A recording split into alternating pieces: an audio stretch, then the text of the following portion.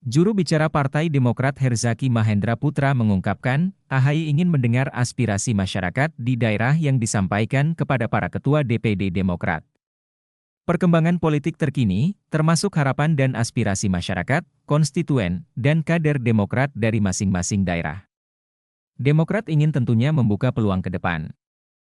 Partai Demokrat merasa dikhianati oleh Ketua Umum Partai Nasdem Surya Paloh dan bakal calon presiden, Baca Pres, KPP Anies Baswedan karena telah bekerja sama dengan Partai Kebangkitan Bangsa, PKB, dan sepakat untuk memilih Muhaimin Iskandar sebagai bakal calon wakil presiden, Bacawa Pres. Namun, AHY mengaku sudah memaafkan pihak-pihak tersebut dan ingin fokus untuk melirik koalisi partai politik, parpol, lain. Setelah tak lagi berada di barisan pendukung Anies, Demokrat nampak didekati oleh Partai Gerindra dan PDIP. Kalau kecenderungannya berarti ke Ganjar atau ke Prabowo kalau sekarang? Kecenderungannya yang nama belakangnya ada Wo. Dua-duanya ada. Dua-duanya ada. Loh iya kan? Loh kan begitu. Iya kan? Bukan Pak Sandi Wo. Enggak kan gitu ya. Ini jangan dikutip nih. Wow, jangan. Tapi langsung untuk pertemuan hari ini tuh langsung akan ada keputusannya atau gimana? Enggak.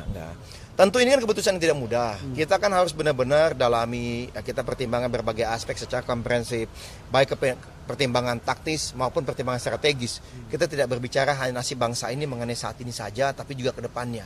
5 tahun ke depan, bahkan 10 tahun ke depan. Nah, ini yang menjadi pertimbangan kami. Tapi bagaimanapun politik kami ada mengedepankan etika, mengedepankan moral politik, mengedepankan prinsip. Ya, ada komitmen yang harus kita jaga. Dan ingat, maaf itu janganlah dijadikan obat yang murah untuk mengingkari suatu komitmen. Kan apa Pak SBY akan bertemu lagi sama Pak Prabowo? Oh, kita lihat saja. Gitu. Apakah ketemu dengan Pak Prabowo, apakah bertemu dengan Ibu Mega. Ini kan hal yang sangat positif dan sangat baik. Karena beliau-beliau kan adalah tokoh-tokoh bangsa. Bu Mega misalnya, beliau adalah Presiden Republik Indonesia selama sekian lama kan memimpin negeri ini. Ya, lalu kemudian juga Pak SBY pernah memimpin negeri ini. Kan akan sangat baik bagaimana kedua tokoh bangsa ini bertemu ya nggak? Kemudian memberikan gagasan-gagasan, masukan-masukannya kepada publik. Ini kan akan menjadi suatu momen yang bagus juga gitu. Ya kok begitu juga Pak SBY bertemu dengan Pak Prabowo. Ini kan juga momen yang bagus. Kita senang melihat bagaimana pemimpin kita guyup, ya kan? Terbuka, ya nggak? Di depan, berbicara apa adanya terang-terangan. Tidak sembunyi-sembunyi, ketemu 7 kali di belakang kan begitu. Lalu mendadak geser ke tempat yang lain. Nah kan begitu. Nah ini lebih bagus ini menurut kami, politik kita terbuka. Kita politik terang-terangan.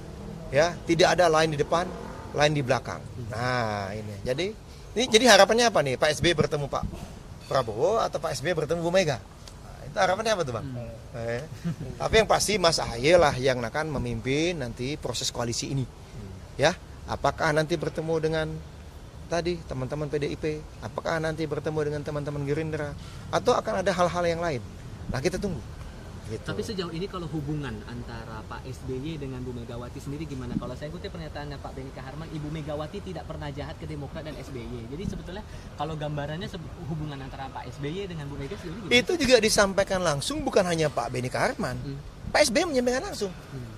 Ya, ada interview minggu lalu kalau kita lihat di salah satu stasiun televisi swasta yang nasional, itu Pak SBY juga menyampaikan, Bu Mega itu ya orang tidak pernah berlaku jahat terhadap Pak SBY, tidak pernah berlaku jahat kepada keluarga saya. Begitu beliau sampaikan. Juga tidak ada perbedaan-perbedaan mendasar secara ideologis antara Ibu Mega